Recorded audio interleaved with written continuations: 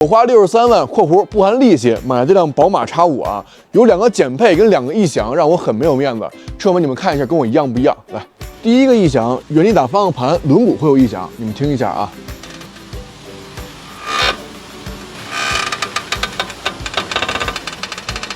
这个异响不光车内啊，车外听的声音特别大，那路人都斜眼看我，什么车呀？第二个异响就是方向盘伸缩异响了。咱们这方向盘不是带那个迎宾功能吗？就每次你一点火跟熄火，方向盘都会自己出来回去，对吧？听起来很有仪式感。但是当你一熄车，再听一下出来的啊，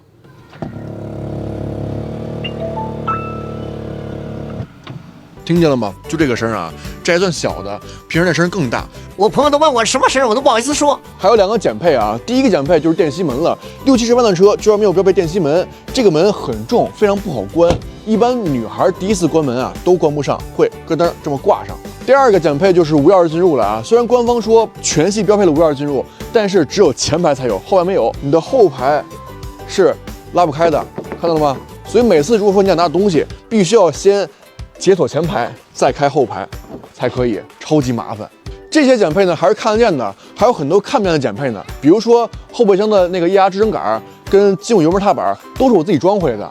你说这能值几个钱呀，是吧？而且2.0无论是高配还是低配啊，低配也要61万，对吧？高配是64.5万，全系都没有标配座椅通风，就夏天很不舒服呀，很热呀。那希望 BBA 也能向咱们广汽新能源去学习一下，把配置拉满一点，这样你们才有活路啊，是吧？